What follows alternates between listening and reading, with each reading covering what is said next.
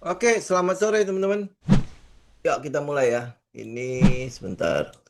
Oke, kalau teman-teman lihat ya, hari ini kelihatannya bukan kelihatan lagi ya. Semua orang sudah ekspektasi sangat positif ya. Jadi pasar itu cenderung optimis sekali ya. Kenapa? Ada beberapa hal yang mendasari keoptimisan dari pasar ya. Jadi salah satunya adalah soal akan berakhirnya perang. Ya, mana sih dia ngomong, Trump itu ngomong 2 sampai 3 minggu lagi itu mungkin akan selesai. Mana dia ya? Oke, ini yang Inggris, udahlah kita lihat yang Indonesia saja ya. Mana Trump? Ini ya, ini yang pertama yang Trump bilang, nah ini dulu ya. Nah, Trump sebut perang itu akan berakhir 2 sampai 3 minggu lagi. Ya, jadi ini yang membuat pasar itu seakan-akan ada ini ya, ada rilis terhadap bebannya. Kan beban kita kan selama ini adalah soal perang itu kan. Nah, kalau perang itu berakhir artinya ya ada normalisasi terhadap suplainya minyak. Karena yang paling berat untuk perekonomian itu karena minyak ini kan. Teman-teman bisa lihat lah di Indonesia. Kemarin tanggal 31 Maret, panjangnya antrian di SPBU kan luar biasa. Betul ya? Ya, itu sampai panjang sekali. Kabarnya ada yang bawa dirijen segala macam kan. Jadi buat apa? Buat em, nampung. Kabarnya berita burungnya kan akan naik 1.000 ya, 2.000 bahkan bisa jadi sampai berapa berapa ribu kan. Nah, akhirnya pemerintah bilang apa? Tidak jadi naik ya. Jadi di subsidi BBM subsidi dan BBM non subsidi itu tidak naik. Itu sih itu cukup luar biasa. Tapi ini selama April ya. Nah, anggapan mungkin ya pemerintah menganggap bahwa ini kelihatannya juga perang ini mungkin akan berakhir di sekitar April ini. Ya, kita berharap juga begitu kan. Jadi segera berakhir. Jadi semua beban beban pasar yang saat ini itu udah bisa terangkat. Nah, prosesnya yang jadi masalah adalah prosesnya ini apakah bisa semulus ya, semulus yang mungkin diekspektasi oleh pasar. Nah, ini kan yang belum terjadi kan. Jadi apa yang kita lihat hari ini adalah ekspektasi dulu ya, ekspektasi karena pasar itu selalu bergerak karena ekspektasi tadi. Ya, perang berlangsung jadi bisa jadi berlangsung bertahun-tahun makanya ekspektasinya mereka kejar dulu ya kan, mereka kejar dulu. Nah, sekarang tiba-tiba ini kayak Presiden Iran menyatakan bahwa ini dia siap mengakhiri perang. Ini baru ngomong siap tuh ya, baru ngomong siap. Jadi tidak seperti quote and quote bluffingnya si Trump kan yang bilang bahwa oh dia mohon-mohon untuk menghentikan perang dan lain sebagainya kan. Ini baru bilang dia menyatakan siap berhenti perang kalau kalau asalkan jadi ada syarat-syaratnya. Ya, ada syaratnya. Syaratnya apa? Syaratnya adalah ada jaminan, mana dia? Nih ya, ada jaminan konfliknya ini tidak akan terulang lagi. Mungkin nggak? Nah, kita lihat sekarang, mungkin atau tidak, itu kita lihat 15 poin, 15 poin yang di ini ya diberikan proposal yang diberikan ke Iran kalau dia mau menghentikan perang. Ini 15 poinnya. Jadi pertama adalah penghentian pengayaan. Jadi dia tidak menjadikan uranium itu menjadi senjata nuklir kan. Penyerahan uranium. Nah ini uraniumnya itu harus diserahkan. Kita lihat ya, mungkin nggak itu dilakukan. Anti senjata nuklir, mungkin ini bisa lah ya. Inspeksi, ini inspeksi lagi, penghentian rudal, senjata strategis, bla bla bla bla, segala macam kan, termasuk Selat Hormuz. Yang mungkin yang kita harapkan adalah Selat Hormuznya udah mulai dibuka, jalur ekonominya udah enak, kemudian habis itu negara tetangga ini mungkin gampang lah ya, gampang untuk dimasukin. Nah, tapi ada syarat-syaratnya misalnya masuk ke dalam perjanjian damai jangka panjang dengan Amerika dan sekutunya. Nah, ini masalahnya adalah masuk dalam perjanjian damai kan proposalnya pasti banyak ya. Ini apa yang harus dilakukan Iran ini udah pasti Iran itu udah pasti akan ditekan terus kan. Nah, karena itulah maka Iran membalas ya, membalas dengan mengajukan 5 syarat balasan ya. Kayak 5 syarat balasannya si Iran itu adalah pengakuan kedaulatan atas Selat Hormuz. Jadi Selat Hormuz itu diminta untuk diakui itu punya Iran. Ya ini ya. Jadi ya, hampir boleh bang sangat sulit juga ya untuk dilakukan ya, udah pasti ya. Penghentian total ini gampang. Tuntutan ganti rugi. Ya, ganti rugi. Jadi Iran meminta ganti rugi atas kerusakan dan kerugian yang timbul selama konflik berjalan. Ini udah pasti luar biasa. Amerika aja dalam 3 minggu aja sudah habisin berapa T. Ya. Nah, ini apalagi dia harus ganti rugi Iran kan. Ini berapa besar? Nah, penolakan pembongkaran fasilitas nuklir. Nah, ini artinya mereka udah menolak nih dengan perjanjian ini kan, nih lihat nih. Anti senjata nuklir, penutupan fasilitas. Mereka tidak mau. Jadi lu bayangkan ya, ini berarti kan masih butuh mencari titik temunya kan. Nah, titik temu itu belum tentu akan langsung ketemu kan. Nah, tetapi teman-teman harus lihat ya, ini bisa jadi jalan keluar untuk si Trump untuk menyelamatkan mukanya Trump di domestiknya mereka. Ya, di domestiknya mereka, di domestiknya US itu sendiri. Kenapa kita bilang ini mungkin akan jadi jalan keluar? Salah satunya adalah karena publik Amerika itu menentang. Ya, publik Amerika itu menentang perang ini dengan 8 juta rally ya di 8 apa 6 kota. Ya, dia melakukan yang itu yang slogan No King itu ya. Jadi dia menolak perang ini. Jadi mendesak Trump itu untuk menghentikan perangnya.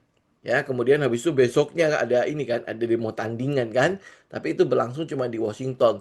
Kabarnya kalau teman-teman lihat ini, lihat berita-berita yang ada, ini nggak disiarkan. Nah, ini bener ada apa enggak nih demo ini ya? Kita nggak tahu juga lah ya, tapi ya konsepnya ini yang saya bilang di hari Senin ya, konsepnya kurang lebih sama. Ini yang pernah sangat-sangat apa ya, sangat-sangat kita familiar lah dengan hal kayak gitu ya. Oke. Udah. Nah, ini yang perlu teman-teman tinjau. Jadi yang saya masukin ke Telegram tadi pagi, kan saya katakan ya bahwa kita kan ada, oh ya, di Senin dulu ya. Kita lihat ya, akan ada 5 tahapan di dalam pergerakan market kan. Yang pertama adalah shock. Nah, kalau lu lihat indeks harga saham gue, bukan shocknya udah ya, itu tahap pertama, shocknya itu udah terjadi. Ya oke, kita udah nggak bisa pungkiri kalau ini udah market shock lah ya. Tiba-tiba perang, ya bukan tiba-tiba sih, kita udah tahu akan ada perang. Tapi hari itu terjadi perang, kemudian market shock ya. Kemudian habis itu market mulai menyesuaikan diri. Oh, ini ekspektasinya perangnya itu kira-kira berapa jauh. Ya, katanya akan bertahun-tahun nih. Ah, makanya mulai turun kembali kan. Ya, ini apa? Ini yang dilakukan oleh market ini adalah ekspektasi. Ya, yang dikejar itu adalah ekspektasi. Jadi market itu selalu bergerak duluan, oke? Ya, ekspektasi. Kalau benar dia akan bergerak dia akan perang bertahun-tahun ya, mungkin ekspektasi akan lebih gila lagi. Ya, kenapa? Karena kalau dia perang bertahun-tahun, Hormuz itu ditutup sampai lama-lama, ya efeknya yaitu ke BBM itu, minyak ya, suplai minyak itu otomatis akan terganggu. Kita lihat darurat energi sudah ada di Filipina, kemudian habis itu di Vietnam, Kamboja, terus habis itu di Australia juga sudah mulai kan. Kemudian kita juga sudah mulai kan, di mana work from home-nya WFH itu di sehari di hari Jumat kan. Jadi ini untuk mengantisipasi penggunaan energi. Kemudian habis itu ada pembatasan kan, solar ya, pertalite ya. Dia kalau untuk mobil biasa cuma 50 liter, untuk truk kalau nggak salah 200 liter ya per hari loh itu. Ya, ini pasti akan berpengaruh lah pada perekonomian. Ini dalam negeri aja kita begitu. Kemudian habis itu kita masih mencegah untuk BBM subsidi maupun non subsidi itu tidak naik. Ya, tidak naik. BBM subsidi tidak naik aja, BBM subsidi tidak naik sebenarnya udah bagus. Ini sampai BBM non subsidi pun tidak dinaikkan. Tujuannya apa? Agar tidak terjadi politik domestik dalam negeri. Ya, itu tujuan utama. Jadi kalau misalnya kita baik-baik saja, lu mau komplain apa sih? Minyak baik-baik aja kan? Karena efek psikologinya sebenarnya, efek psikologi begitu lu lihat minyak naik penggunaan lu sehari-hari, lu akan merasa ya secara psikologi lu akan merasa bahwa ini berat nih.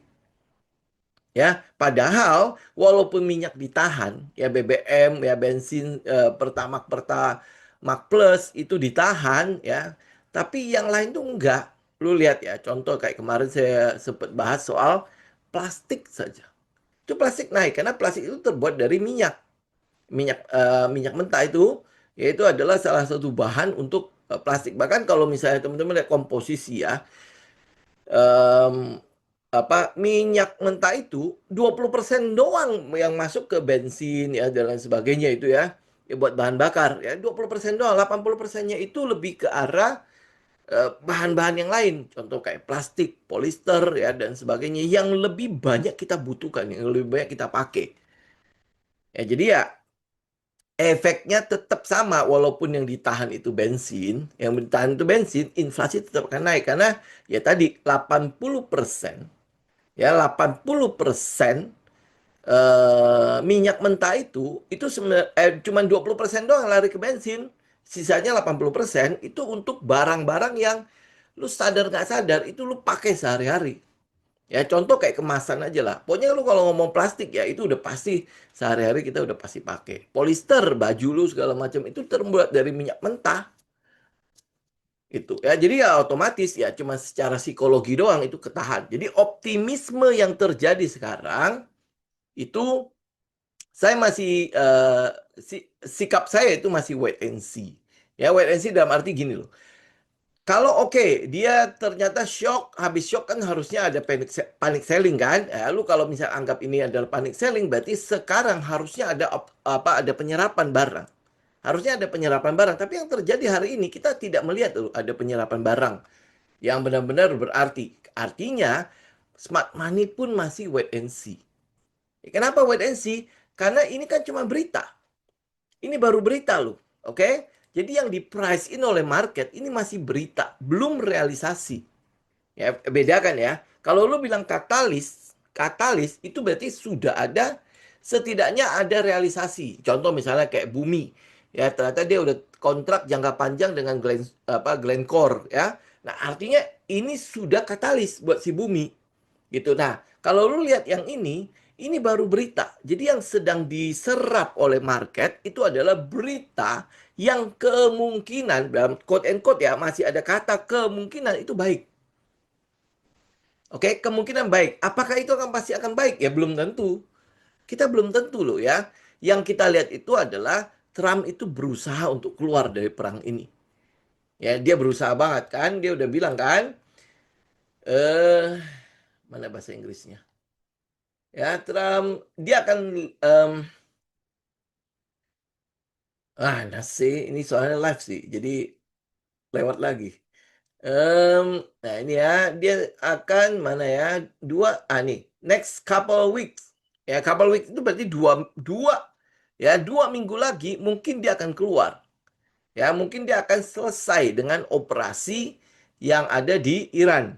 Ya, yang ada di Iran. Jadi artinya ya 2 minggu lah. Lu lihat 2 minggu kemudian. Nah, yang ditunggu oleh market, yang makanya yang kita wait and see itu apa? Ya 2 minggu itu kelar nggak? Gitu loh. Dalam 2 minggu, berarti 2 minggu dari sekarang, 2 minggu dari tanggal berapa nih? Dia ngomong 2 minggu itu tanggal, eh ini tanggal berapa ya? Kalau ini sih beritanya tanggal 9 ya, very complete and pretty much last week. Jadi udah couple week kan?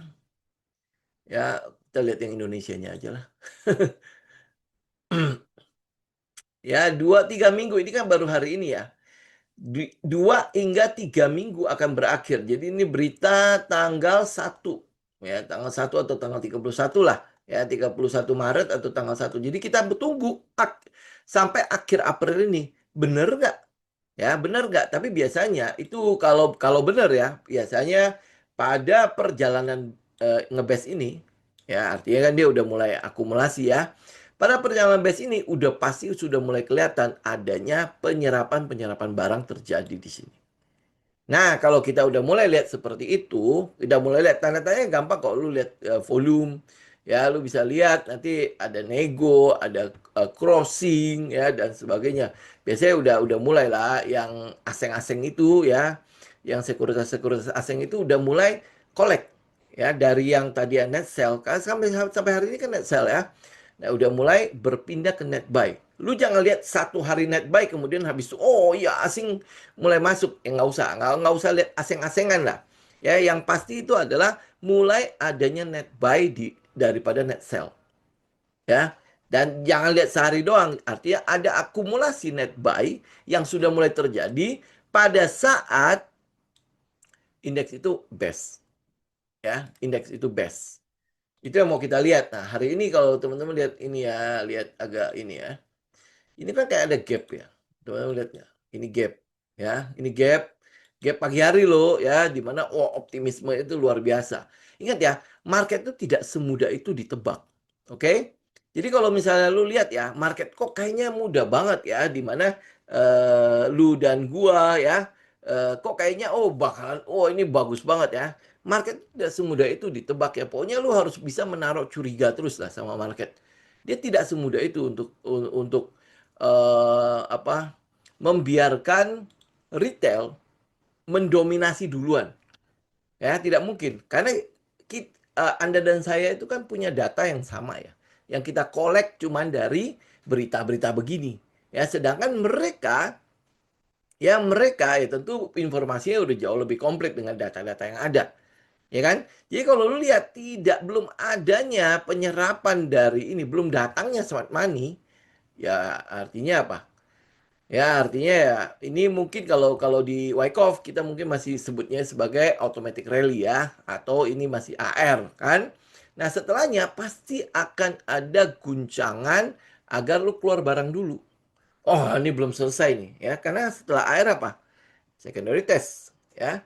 Oke. Dari habis AR kita kayak ada rally, jadi lu udah turun jebret kan, ya, kayak bola bekel lah. Ya, bola bekel lu dorong dengan kenceng. Ini kan kalau tahapan panic selling kan begitu ya. Dorong dengan kencang, itu pasti akan ada pantulan. Betul nggak? Ya pasti akan ada pantulan, itu automatic rally kan. Itu wajar kan? Ya biasa lah. Kalau market udah turun, harga udah turun sejauh jauh kan. Kemudian habisnya ada pantulan, wajar kan? Nah setelahnya apakah ada penyerapan? Ya nanti dulu kan. Nanti dulu. Ya, gue nggak mungkin cuma ngambil barang sekali. Betul nggak? Ya, gue pasti akan ngambil barang berkali-kali karena tujuannya agar bagaimana lu nggak tahu kalau gue ngambil barang. Kalau semua orang tahu smart money ngambil barang, ya udah lu ikut smart money aja. Ya, smart money udah pasti nggak mungkin melakukan itu. Yang prinsipnya smart money, ya kalau dia melakukan akumulasi adalah selalu diam-diam, selalu terjadi pada saat lu merasa ini mustahil. Ya, ini mustahil. Jadi kalau ini terlalu terbuka begini, ya saya juga agak curiga ya. Karena kita tidak biasa gitu loh. Tidak biasa melihat ada pergerakan yang retail dan smart money itu tebakannya bareng. Ya, barengan ya. Ini ceritanya beginilah. Kalau semua orang beli barang, nanti siapa yang cuci piring? Ya, pasti harus ada ini, pasti ada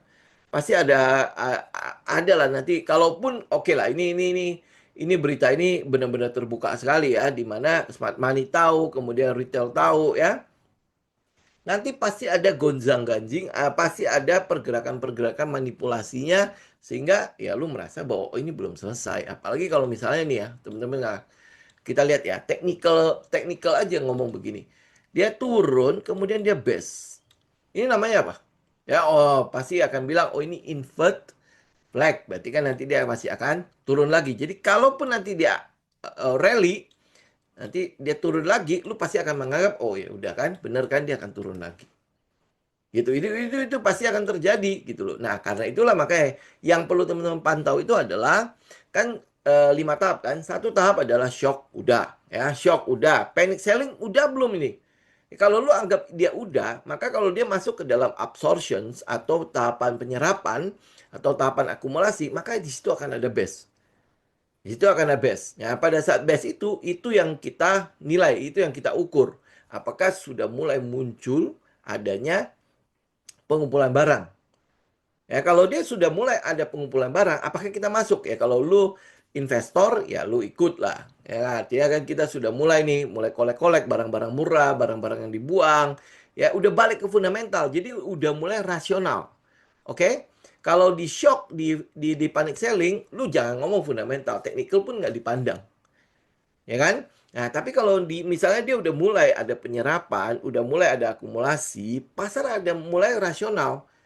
Ya, pasar akan mulai rasional. Nah, terutama kalau beban-beban katalisnya, sentimen-sentimen negatif itu udah mulai pudar, ya, mulai pudar powernya, kekuatannya udah mulai pudar. Nah, contoh kayak sekarang itu kan udah mulai pudar kan, ya, udah mulai berkurang, ya. Bahasa kerennya adalah deeskalasi kan, ya. Nah, kalau sampai itu benar ya, diketok palu, kemudian habis itu benar si US itu mulai melunak ya, kemudian Iran itu mulai adalah ngomong ini oke ya, poin-poin ini oke, poin-poin ini oke ya, tapi poin ini gua keberatan. Nah, kalau dia udah mulai berdialog begini, deeskalasinya udah mulai kelihatan.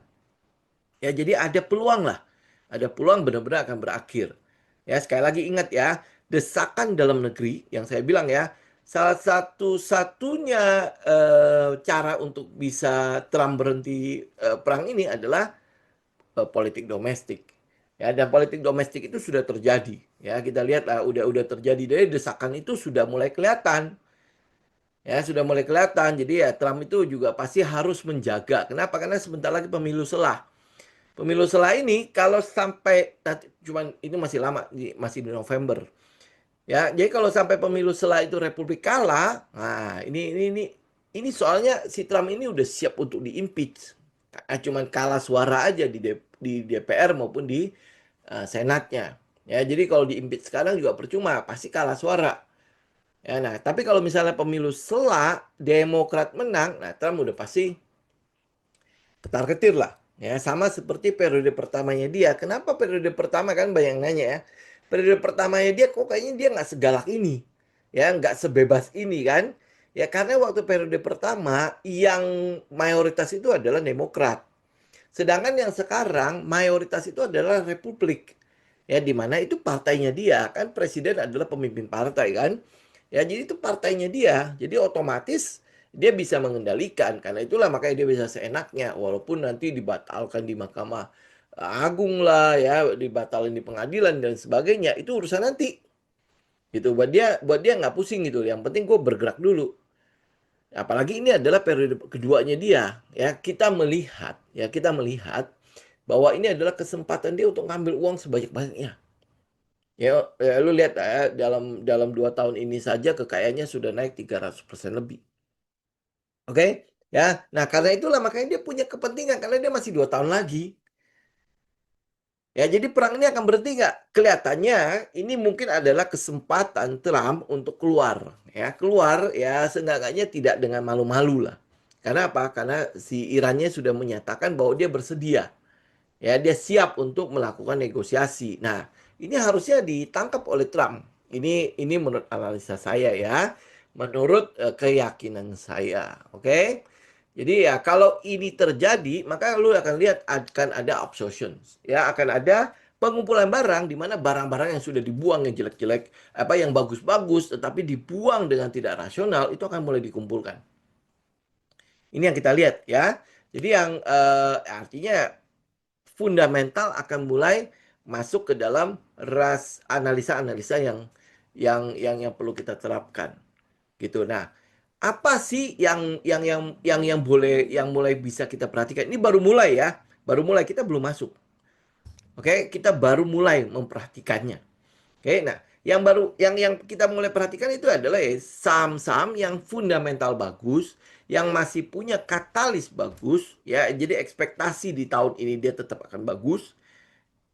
Oke, itu yang akan kita perhatikan. Nah, tahun ini kelihatannya akan bagus. Itu apa? Ini kelihatannya ya.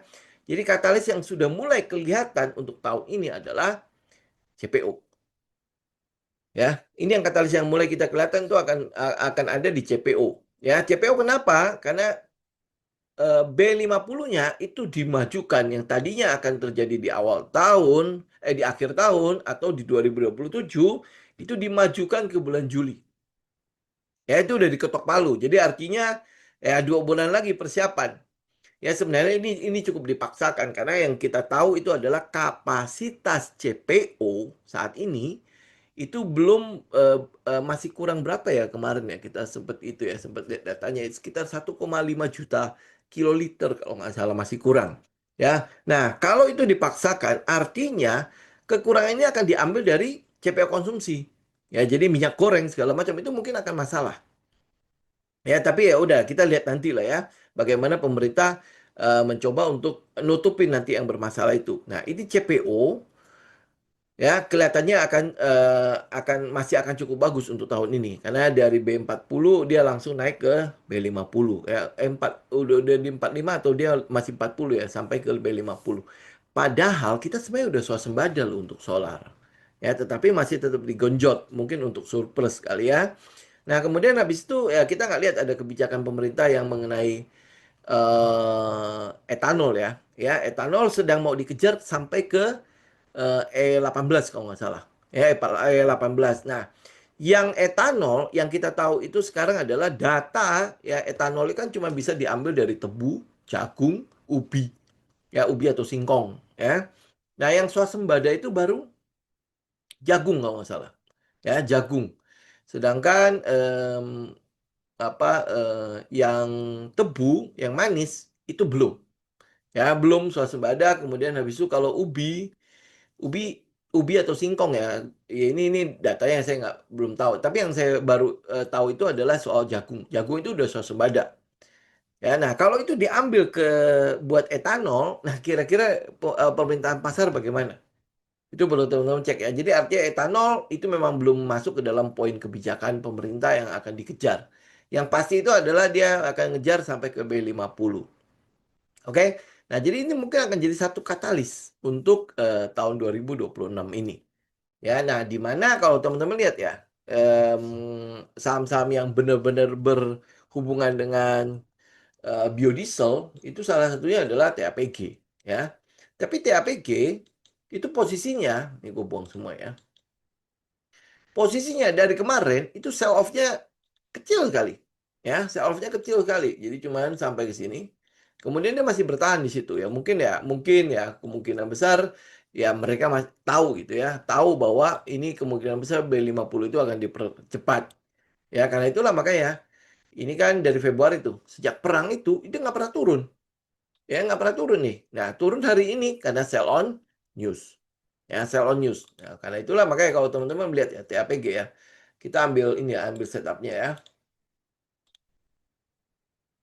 Kok hilang?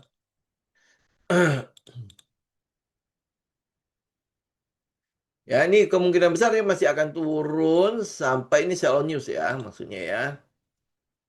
Ya, kita masih bisa tunggu di daerah 1.500-an nih. Ya, 1.500 sampai 1.600. Ini kalau untuk CPO gue masih pegang yang ini. Ya, kalau enggak ya berarti teman-teman ambil di SNG. Ya, cuma agak ini aja, likuiditas yang di SNG-nya agak kurang aja. Ya, teman-teman kalau lihat di SNG ini kan dia sudah turun, ya, ini sudah turun, udah kelar. Kemudian habis itu ini ya kita harapkan nanti ada retest ya. Oke, ini udah gua ambil yang ini aja. Nah, kita harapkan nanti masih akan ada retest ke daerah sekitar ini. Ya, ini break dulu tapi. Nah, ini break dulu. Ya, moga-moga dia bisa break 1.800 dulu. Kemudian habis itu, mana pennya? Ya, kemudian habis itu kita harapkan dia retest. Nah, ini pokoknya teman-teman tungguin aja dari sini. 1.500 sampai 1.570 ini kok sama ya sama si TAPG ya. Ya, bahkan ya kalau misalnya itu dia masih bisa turun sampai ke bawah sini. Kalau sebentar. Ini kecil aja kita ambil ya. Tapi ini kalau bisa di break dulu ya. Break 1.800. Kalau enggak ya udah kita cek ya. Nah, ini betul. Ya, daerah sekitar 1.400. Jadi kalau dia nggak bisa break, teman bisa tungguin dia retest sampai ke bawah. Ini saya buang aja ya. Kita ambil retest yang bawah aja. 1.400 ya 1.430 sampai 1.450 itu daerah teman bisa tungguin untuk DSNG. Gitu. Ya, nah saham-saham yang CPO yang lain teman-teman nanti bisa bisa perhatikan apakah ada setup di situ. Oke, ini yang baru kelihatan. Ya, ini baru yang kelihatan yang ada katalisnya. Sedangkan untuk yang lain saya masih cenderung untuk ya sementara kita wait and see dulu. Kenapa wait and see? Tadi yang saya bilang, kita butuh ada bukan bukan kepastian, minimal sudah mulai ada ancang-ancang yang bukan cuma berita, tapi sudah ada dialog. ya sudah ada dialog. Kemudian secara teknikal kita mulai melihat adanya net net buy, net buy, ya net buy, net buy, net buy itu nggak akan terlambat kok teman-teman, karena ini baru, ya baru kok, ya tanggal 1 April ini baru ngomong kalau dia bersedia, ya atau mungkin ya kemarin lah ya kalau ini masuk beritanya hari ini mungkin kemarin dia ngomong ya kan. Ya, nah ini baru ngomong, ya artinya kan baru berkeinginan, ya berkeinginan bahwa oke oke gue siap ya, gue siap untuk mengakhiri perang. Ya berarti kan harus ada negosiasi. Biasanya proses negosiasi begini nggak mungkin dalam sehari 2 hari, ya tidak mungkin itu terjadi. Ini apalagi perang, gue udah membombardir begitu ya, ya nggak mungkin tiba-tiba oke gue nyerah gitu. Karena Iran itu bukan bukan negara yang lemah-lemah sekali. Gitu kan dia punya nuklir, dia punya rudal, dia masih punya drone yang masih cukup banyak kan.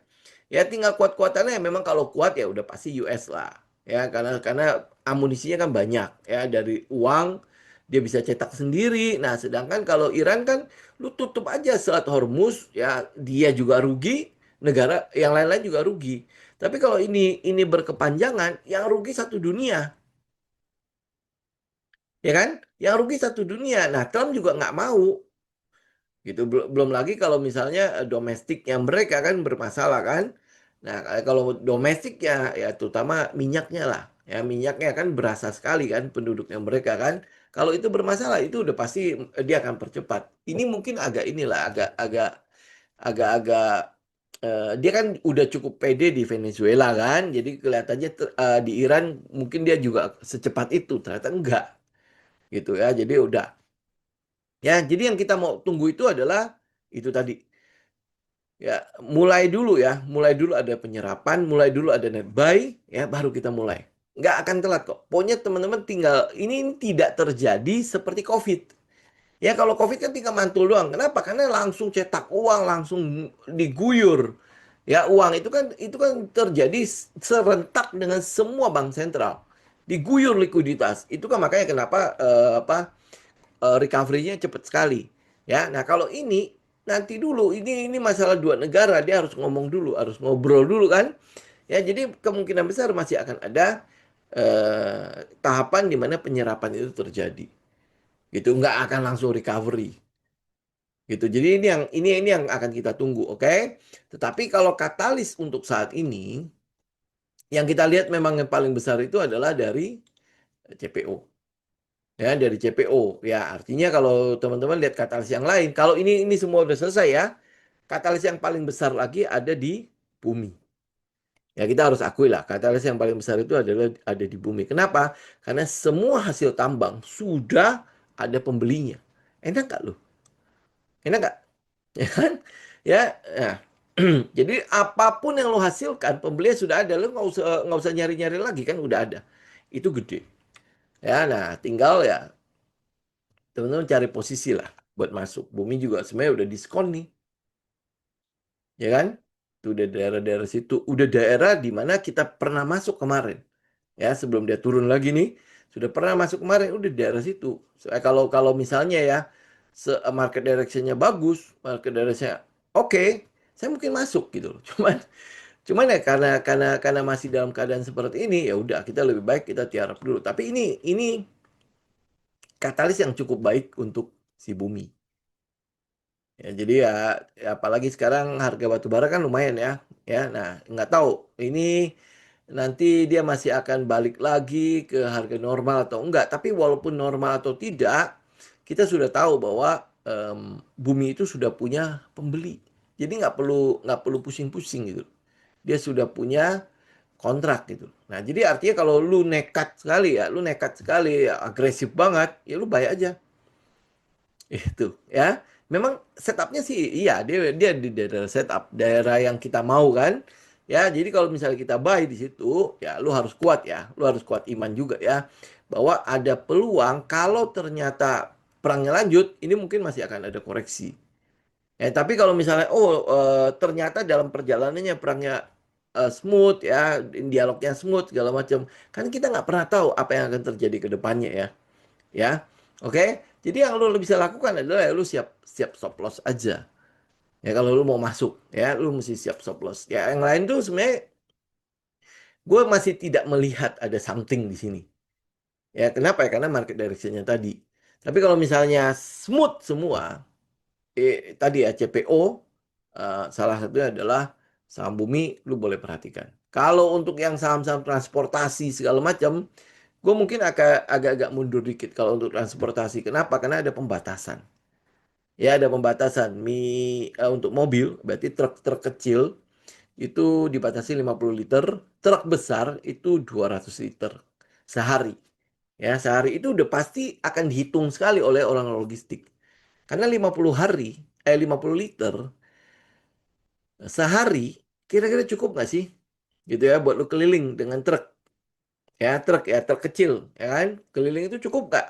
Gitu lah. Kalau misalnya, ya kalau pabriknya deket-deket sih nggak masalah kan? Tapi kalau misalnya dia mesti kirim sampai jauh-jauh, ini kan pasti akan membuat distorsi di logistik kan? Termasuk di dalamnya adalah truk-truk kontainer tadi. Truk-truk besar yang dibatasi cuma 200 liter. 200 liter kan berarti satu tangki penuh ya harusnya ya. Nah, satu tangki penuh itu dia bisa sampai kemana? Nah, jangan-jangan dia bisa pergi tapi nggak bisa pulang. Pulangnya harus besok. Nah, kan jadi ini kan, jadi masalah kan. Yang tadinya bisa jalan sekali kemudian langsung pulang. Ini harus tunggu besok karena jatahnya nggak ada hari ini. Harus tunggu besok lagi jatahnya. Nah, antrian di SPPU itu berapa panjang tuh kalau kayak gitu? Ya kan itu udah pasti akan berpengaruh sekali. Karena itulah makanya sektor transportasi lebih baik udah kita nanti aja dulu. Gitu ya, termasuk di dalamnya adalah saham-saham consumer itu udah pasti akan ada inilah, ada delay-delay dalam pengiriman. Tapi ya gue nggak tahu ya, nanti kita lihat di lapangan seperti apa. Karena penerapannya kan baru hari ini, ya kan. Kalau ternyata ya nggak separah yang apa yang kita ekspektasi, ya sudah berarti kan dia akan baik-baik aja. Ya, ini kan namanya market kan. Market mengekspektasi dulu gitu. Oh, ini kemungkinan terburuk ya. Karena kalau dia udah kemungkinan terburuk seperti itu ya lu hindarin. Berarti kan nothing good nih. Belum ada yang bagus di sini. Jangan lu tergopoh-gopoh masuk situ. Sampai nanti ada data. Oh, data menunjukkan enggak, nothing kok, enggak kenapa-napa. Oh, pembatasannya ini udah bagus. Ya udah, gitu ya kita tinggal masuk setelahnya juga nggak masalah. Tapi kalau dari depannya kita udah ekspektasinya udah jelek, ya lu jangan jangan jadi kayak dewa penolong gitu ya, dewa penyelamat gitu. Siapa lu gitu kan? Wah, enggak, orang bilang jelek ini pasti bagus. Gitu kan dia dia dia ini ya, apa punya punya trading system yang berbeda dengan orang lain gitu loh. Ya karena kan katanya harus berbeda kan, smart money selalu akan berbeda dengan retail. Nah, lu ngomong apa, gua harus berbeda kayak gitu loh. Ada yang kayak gitu. Ya. Oke, oke. Ya, nah ini kita masuk ke pertanyaan deh. Gila Pak Peter, ini nggak diborong. Ya, oh kalau untuk yang ini yang saya bilang ya ICBP segala macam ya. Ini mungkin kita perlu perlu perlu lihat dulu dia punya logistik kayak gimana karena ini udah pasti depend on logistik kan. Memang iya, dia turunnya udah jauh banget gitu kan. Ada peluang mungkin dia akan mantul kan segala macam toh ya.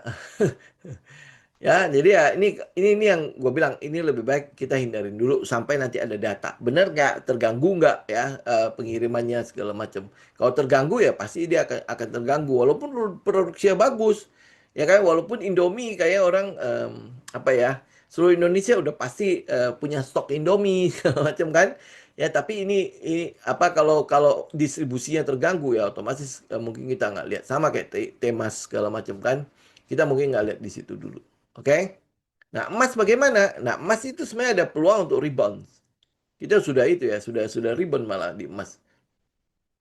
Maksudnya di emas benerannya, di komoditas emasnya, ya. Nah, kita lihat ya sekarang ya. Ini teman-teman cek dulu ya si emas ya. Dia akan listing di Hong Kong itu kapan ya? Jadi selama dia belum listing, ini kelihatannya akan dipertahankan. Ya, dia akan dipertahankan, pokoknya dia akan dijaga ya sedemikian rupa agar tidak kemana-mana dulu. Ini kalau emas, ya karena itulah kalau dia ada corporate action seperti itu, lu nggak bisa andalin technical doang. Ya jadi lupakan dulu emas, kecuali lu udah punya. Ya lu udah punya, Nanti dia listing di Hong Kong, udah selesai listing, lu sell on news. Ya kalau misalnya lu nggak punya, saya lebih baik teman-teman mungkin bisa cek yang lain lah daripada daripada kita harus masuk ke situ. Oke? Nah, ABMM gimana? Ini sebenarnya dia udah ini ya. Oke, kita lihat ya. Ini kan dia sudah best cukup lama ya. Cuman gue nggak tahu katalisnya apa ya. Ini kan kalau lu cuma pinjem Pak Lo kan masih di sini ya. Ya mungkin dia masih itu. Ya masih berharap dia ada something di sini. Oke, ya. Tapi teknikalnya sebenarnya udah oke. Cuman ya kita kita butuh katalisnya. Teman-teman tinggal cek aja katalisnya seperti apa. Jadi contoh misalnya kayak bumi ya. Kalau bumi begini nggak mungkin akan dibiarkan orang ya. Karena apa katalisnya udah cukup bagus. Katalisnya udah clear banget sih kan. Nah sekarang ABBM gimana? Apakah bea keluar yang ditunda itu pengaruh nggak ke sini? Kemudian habis itu harga batu bara kan memang bagus. Nah tapi akan sebagus apa terus? Kemudian kebijakan pemerintah dengan batu bara itu bagaimana dengan kondisi sekarang? Ya, saya yakin banget batu bara ini pasti akan mulai diperhatikan kembali. Termasuk seperti PLTU-PLTU yang pakai batu bara. Dalam kondisi seperti ini sebenarnya akan lebih baik kita pakai batu bara daripada kita harus fokus di EBT dan lain sebagainya. Tapi bukan berarti kita ninggalin EBT ya. Ya dalam kondisi sekarang ya kondisi di mana oh tiba-tiba Selat Hormuz ditutup ya harusnya kita akan mulai sadar ya. Harusnya sadar lah ya bahwa oh ternyata mandiri secara energi itu penting sekali ya. Bener gak? Ya, itu makanya kenapa kalau teman-teman lihat Cina ya. Dia kan ngebut sekali kan dengan EBT-nya kan. EBT Cina itu sekarang udah masuk berapa ya? Udah masuk di atas 40 apa udah di atas 50. Ya, tapi karena dia tahu bahwa dia net importir. Ya, dia butuh sekali, dia tergantung sekali dengan minyak untuk industrinya. Memang dia itu kan bahan baku industri, juga untuk energi gitu loh. Karena itulah makanya dia genjot. Ya genjot agar mandiri kan. Nah, salah satunya adalah dengan EBT. Ya Kak, saya lupa ya. Ada analis atau pengamat militer mengatakan bahwa kalau lu pakai EBT itu gampang diserang. Ya, gampang diserang karena kalau lu namanya PLTS kan di mana-mana kan, ya disebar harus di tempat yang luas kan itu kalau diserang selesai gitu. Katanya ya. Jadi ya karena itulah makanya oh mungkin kalau lu harus ya pembangkit listrik yang bisa diandalkan lah kayak gitulah. Ya, tapi tetap mandiri secara energi itu akan jauh lebih enak lah. Kita bisa swasembada sendiri, ya. Pengaruhnya ke luar itu juga kayak misalnya contoh yang sekarang ya, yang saya bilang ya. Sebenarnya keadaan kita itu nggak parah-parah sekali loh. Ya, lu bisa lihat kayak Filipina itu sampai darurat energi. Ya, kenapa ya? Karena mereka tidak mampu kayak misalnya contoh ya, solar kita itu swasembada loh. Solar kita udah nggak import lagi ya solar ya untuk solar kabarnya itu 100% sudah tidak import. Ya itu jadi itu sebuah ini loh, sebuah advantage buat kita kan. Ya kita punya CPO, kita juga punya minyak itu kalau dicampur kita nggak perlu ekspor. Itu udah advantage. Ya dengan solar itu tetap ada, artinya transportasi umum tetap bisa. Jadi kalau misalnya transportasi pribadi lu nggak mau pakai umum, ya subsidi di situ ya nggak masalah gitu loh. Betul nggak? Ya, jadi kita nggak jelek-jelek banget loh. Nah, yang kita butuh ini ya, kita butuh genjot itu adalah kilang-kilang. Nah, selama kita merdeka, yang kebangun itu cuma berapa kilang kan? Ya, kilang pertama itu dibangun di zaman Soeharto apa zaman Soekarno ya? Ya, setelah itu baru dibangun lagi pas yang itu ya, baru diresmikan kemarin itu yang di Balikpapan. Itu di jarak berapa tahun gitu loh. Bayangkan kalau misalnya kita bisa bangun beberapa kilang lagi, ini kan sekarang 50% sudah bisa kita cover dalam negeri. Ya kan? Kalau bisa lu bangun lagi untuk 50%, kita kan udah nggak perlu beli lagi bensin di Singapura. Ya toh? Kita udah bisa memproduksi sendiri ya, tinggal import minyak mentah kita produksi sendiri. Itu kan lebih lebih ini kan, lebih berdaulat dalam energi. Kan jauh lebih enak kan. Nah, harusnya sih kita bisa belajar. Nah, cuman ya you know lah ya, pemerintahan Indonesia itu ganti pemerintahan, ganti rezim, ganti kebijakan. Ya, jadi nggak ada bilang oh continue, oke gue yang lu punya, oke gue lanjutin yang bagus yang lu punya lu lanjutin. Enggak, dia mau menciptakan sendiri gitu. Ini shipment apa ya, Pak? Shipment hari ini banyak yang naik. Shipment shipment apa sih, Pak? Maksudnya ada pengiriman. Ya, oke itu ya. Nah, kalau untuk BCA, BBRI, BBMRI, saya mungkin akan pilih yang BBCA aja udah. Ya, sedangkan untuk apa yang BBRI, BMRI itu mungkin akan ada dalam pengendali pemerintah lah ya. Jadi agak males kita pilih-pilih itu. Nah, oke. Teman-teman lihat ya. Gini, kenapa saya yang apa yang BBCA yang kita pilih? Satu yang karena dia swasta ya. Kemudian habis itu secara teknikal kita memang melihat sudah ada divergence di situ. Ya, harga cenderung turun, tetapi momentumnya udah mulai melemah. Ya, momentum turunnya itu sebenarnya udah mulai melemah. Nah, apakah ini nanti akan ada rebound atau tidak? Ya, teman-teman tinggal tungguin. Tapi ini udah yang saya bilang di Telegram, ini sudah boleh menjadi bagian yang dipertimbangkan untuk para investor. Lu kalau misalnya mau kolek, kan kita nggak pernah tahu bottomnya di mana. Ya, tetapi ini udah harga yang bagus untuk teman-teman bisa melakukan cicilan. Ya, kalau kan investor kan dia dia dia ada cicilannya kan. Itu yang teman-teman udah bisa mulai inilah, mulai mulai melakukan cicilan kembali. Jadi harganya udah cukup bagus lah. Ya, dengan kata lain harganya udah cukup bagus gitu ya. Oh, ada program buyback lagi 2 triliun di BCA gitu ya. Jadi kalau misalnya lu lihat dalam hal investasi ya, kalau trading sih mungkin kita nggak ambil BCA lah. Ya, kalau dalam lu mau invest, lu mau hold yang lumayan panjang gitu ya. Ini sebenarnya udah harga yang lumayan bagus. Ya, harga udah lumayan bagus. Memang kita bottom kita nggak pernah tahu lah dia akan sampai di mana ya. Tapi ini udah boleh menjadi satu tempat di mana ya lu udah mulai boleh boleh kolek gitu. Ya cicil aja udah mulai cicil-cicil. Oke, nah sekarang emas. Arci. Arci. Nah, Arci kalau kalau ini udah mulai bagus ya, ini udah ada support ya. Kalau dia udah mulai bagus, bener ini semua udah mulai bagus ya. Saya mungkin akan price in, tapi price in Arci itu bukan untuk price in em, apa emasnya. Ya kalau emasnya ya itu udah jadi satu keuntungan tambahan ya karena memang komoditasnya kan emas kan.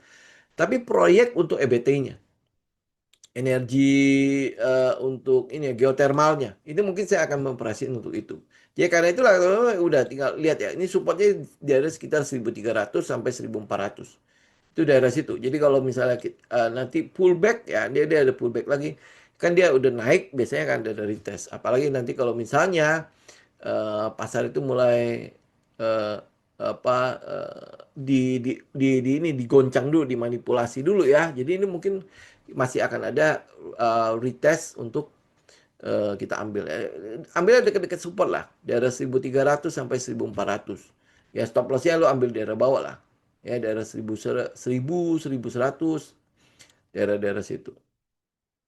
Ya ini untuk Archie ya. Kalau nanti emasnya tetap rebound, kemudian tetap bagus kembali, ya itu satu keuntungan untuk si Archie. Tapi di luar itu, di luar emas, dia punya proyek kan, ya yang geotermalnya itu. Nah, itu yang mungkin teman-teman bisa itu jadikan katalis buat si Archie. Nah, geotermalnya itu jadinya kapan? Itu nanti akan jadi pemasukan yang recurring ya, recurring. Karena kalau emas, tambang itu segala macam kan lu mesti gali, proses begitu lu jual putus kan, ya kan? Nah, tapi kalau misalnya ada recurring income, itu yang sebenarnya yang kita cari loh. Perusahaan-perusahaan yang kita cari itu adalah perusahaan-perusahaan yang menghasilkan cash flow bagus ya menghasilkan cash flow bagus. Jadi bukan cash flow karena produk-produk yang jual putus jual putus. Ini kan one day pasti akan ada pincang di supply dan demand. Ya, pincang di supply dan demand. Sedangkan untuk geothermal, untuk listrik, untuk mereka yang recurring, ya yang punya recurring income itu jadi bagus. Bagus dalam arti gini, kayak kita contoh kayak kayak ini lah, kayak properti gitu ya. Lu duduk diam aja dapat recurring. Ya, duduk diam aja ada yang nyewa. Ya kecuali memang kalau keadaan ekonomi nggak bagus, banyak yang keluar, tenan-tenan yang keluar, itu mungkin beda masalah ya. Tapi kalau misalnya ekonomi bagus-bagus, dia dapat recurring itu kan enak banget ya. Bener nggak? Lu bisa ini ya apa kita bisa mengekspektasi, memprediksi dengan mudah si perusahaan ini akan kemana. Ya dia punya ekspektasi pendapatan dan lain sebagainya itu akan jauh lebih mudah dibandingkan dengan oh ini barang laku nggak ya? Nah udah kita cek dulu ada nggak demand-nya, demand-nya nongol nggak? Oh demand-nya itu karena apa ya? Lu mesti cek banyak kan? Ya, tapi kalau misalnya perusahaan-perusahaan yang punya recurring income itu enaknya di situ. Ya, itu sama kayak kita lah. Lu punya cash flow, ya, cash flow atau lu punya gaji lah. Ya, lu punya gaji. Tiap bulan pasti lu dapat gaji kan. Ya, nah, cuman ya tinggal lihat performance lu kan. Kalau misalnya performance lu bagus mungkin ada bonus dan sebagainya. Tapi kalau enggak pun ya performance lu standar-standar aja ya udah gaji lu pasti lu dikasih segitu ya karena memang standar lu sesuai job desk dengan standar-standar aja kan. Ya udah jadi kita bisa nebak gitu loh, bulan depan itu lo akan dapat berapa. Ya bukan bukan nebak, kita udah bisa pastikan bulan depan lo akan dapat berapa. Ya kecuali kalau misalnya lo overperforms, kemudian habis itu bulan depan lo diangkat, lo naik jabatan itu mungkin beda ya. Tapi yang saya maksud itu adalah kalau perusahaan yang punya recurring income itu enaknya gitu. Ya berarti kan setiap bulan dia punya pendapatan yang bisa kita ukur. Ya, nah ini recurring ini enaknya ya kayak gitu. Nah, tiba-tiba nih Arki kan tadi nggak punya recurring, nih tiba-tiba nanti dia punya recurring income, gitu ya. Nah, ini yang jadi ini yang kita kita coba untuk price in untuk ekspektasi itu. Ya, ini Arki. Sama ya perusahaan-perusahaan yang lain lah. Kayak Bumi lah, ya. Bumi itu sebenarnya bukan punya recurring, dia punya kepastian produksinya dia itu udah diserap. Enak kan? Kayak cari itu katalis. Itu yang katalis-katalis yang saya maksud. Jadi bukan cuman berita tentang perang ini mungkin akan berhenti, kemudian habis itu lo expect itu paling cuman akan jadi sementara doang. Gitu kayak sekarang nih. Oh, ini perang akan berhenti. Belum, ini belum. Ini belum berhenti perangnya. Cuman ya pasar udah mulai mengejar ekspektasi itu. Ya, mengejar ekspektasi dirilis dulu gitu loh. Oh, ini peluang ada nih ekspektasi. Kegedean nggak ya? Ketinggian nggak ya? Nanti habis itu ternyata belum. Nanti turun turun juga gitu loh. Karena memang belum apa-apa, belum terjadi apa-apa gitu. Ya. Oke, next. Raja. Ini yang itu aja lah ya, yang punya ekspektasi-ekspektasi yang bagus gitu. Nah, kita lihat raja. Raja, kita tahu ya, katalisnya itu masih utuh loh. Cuman pengaruh di market directions. Katalisnya apa? Yang mungkin yang akan yang kita mau price in untuk si Raja itu adalah kilang, bukan kilang. Penampungannya, bukan penampungan ya. Dia bikin ini loh. Ya bikin penampungan minyak gitu loh. Daerah Banten ya sama satu lagi lah daerah Balikpapan. Ya, minyak atau gas.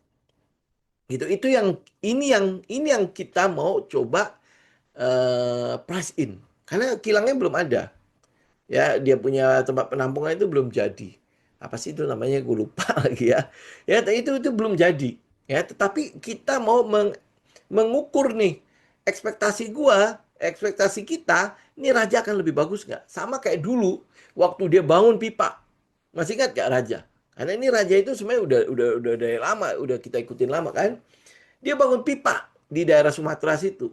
Begitu pipa jadi, itu kan jadi recurring income-nya si Raja kan. Dan sampai hari ini, ya dia bisa expand, dia bisa gede, segala macam. Karena ada potensi income yang sudah tetap, yang dia udah dapat dari si pipa itu. Oke, nah sekarang dia expand.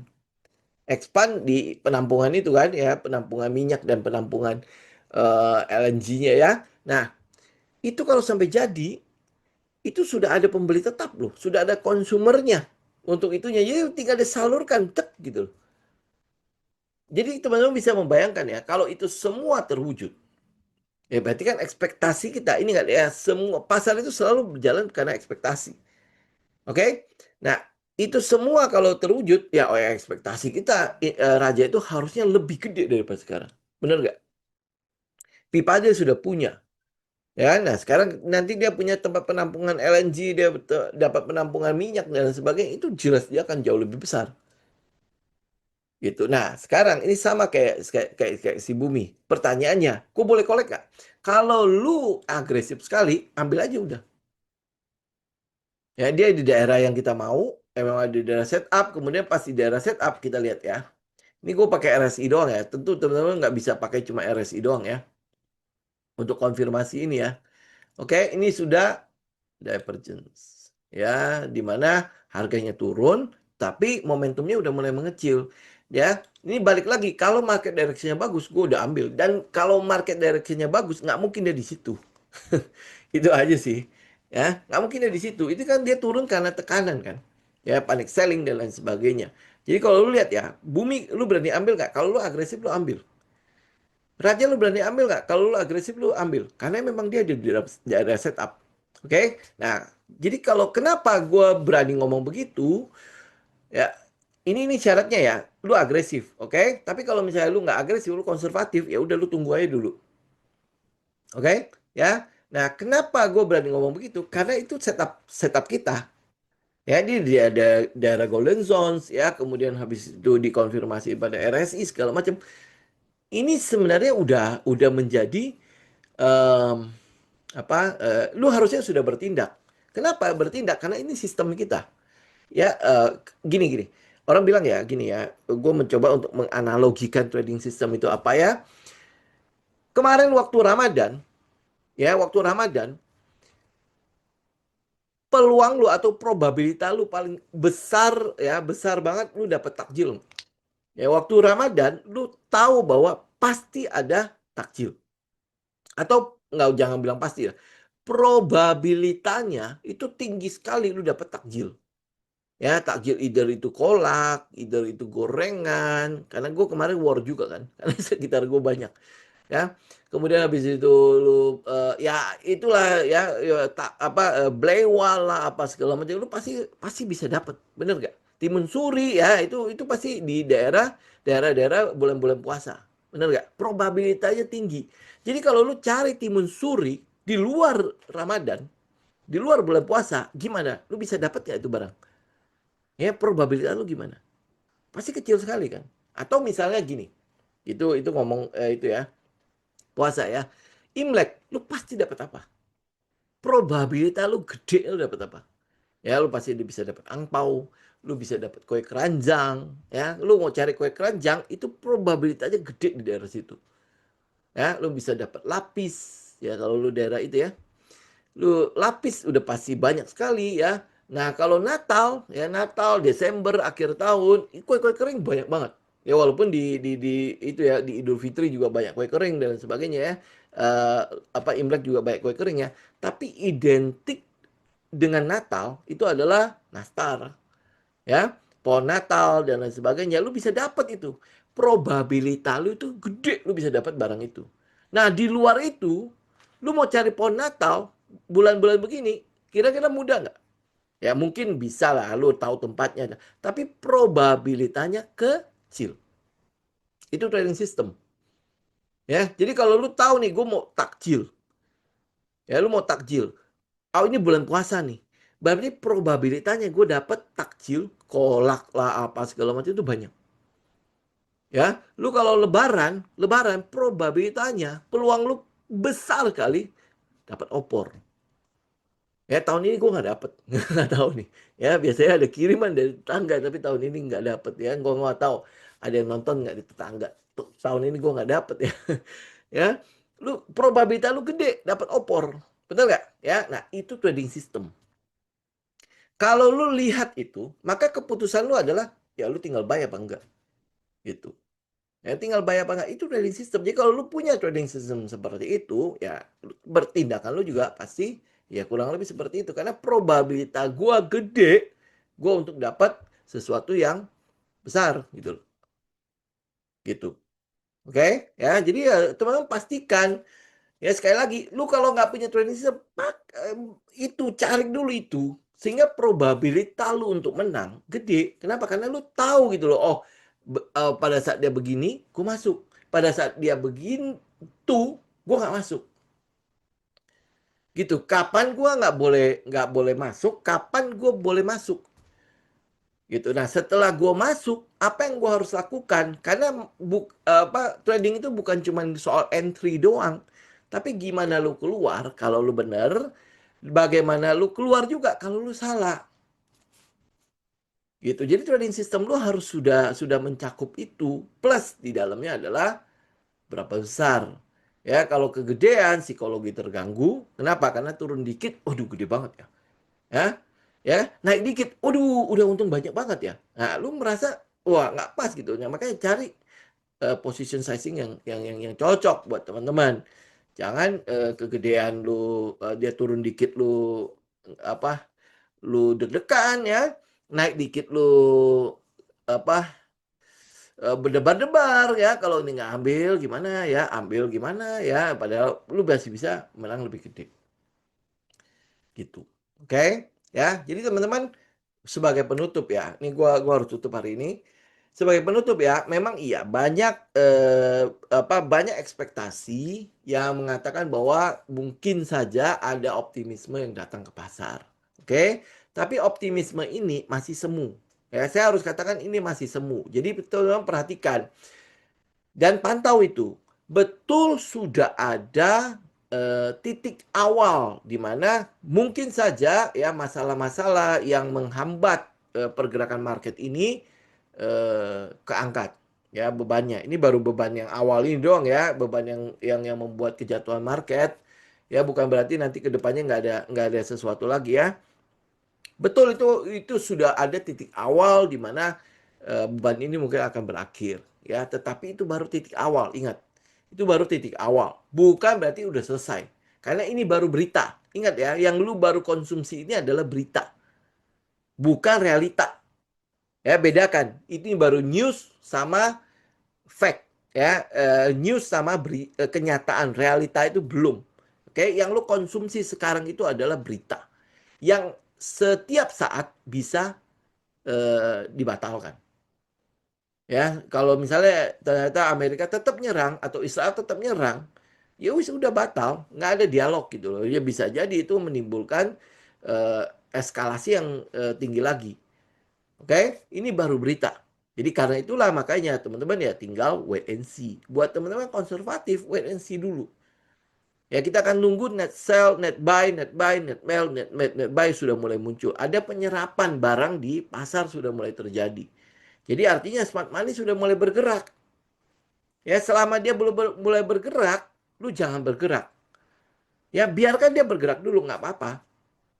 Karena itu akan jauh lebih aman kan. Dia bergerak dulu karena apa? Ada sebuah ekspektasi dari smart money kalau ini mungkin akan segera berakhir. Ya, oke. Jadi beban yang sekarang mungkin akan segera berakhir. Jadi tunggu dia selesai. Ya, tunggu dia kelar. Nah, sekarang tinggal kita bagaimana? Karena itu adalah tahapan penyerapan, tahapan akumulasi. Next, habis itu kita mau ada new normal, new normal. Kalau new normal sudah terjadi, ya berarti kan ada setup pasti udah mulai terbentuk. Ya kayak misalnya contoh kita lihat hari ini kayak Bumi Raja segala macam. Kalau itu benar udah selesai, udah ambil. Gitu ya. Kalau misalnya belum selesai bagaimana? Ah ini ya lu kalau misalnya lu yang agresif, lu harus siap stop loss. Kalau lu yang konservatif ya lu tunggu. Itu aja. Ya. Oke. Oke teman-teman, untuk hari ini saya pikir kita cukupkan dulu ya. Untuk sekarang ya, nanti kita ketemu lagi hari Jumat, kita ngobrol lagi lah. Kita bisa pantau ini karena Trump juga masih bilang itu 2-3 minggu lagi. Ya, 2-3 minggu dia mungkin akan keluar dari Iran atau dia akan berhenti untuk perang ini. Karena itulah lu tunggu juga gitu loh. Maksudnya tunggu dalam arti lu pantau itu. Lu pantau begitu ya kita mulai lihat lah ada dialog, kemudian mulai ada kalau udah tanda tangan mah lu udah ketinggalan itu. Ya, jangan tunggu dia tanda tangan. Kalau dia udah tanda tangan, lu udah ketinggalan nggak tahu berapa jauh. Gitu. Ya, nanti kita pantau bareng-bareng. Oke? Ya, untuk hari ini saya cukupkan dulu ya teman-teman. Thank you semuanya. Sampai ketemu hari Jumat mendatang ya. Semoga bermanfaat. Saya izin pamit. God bless.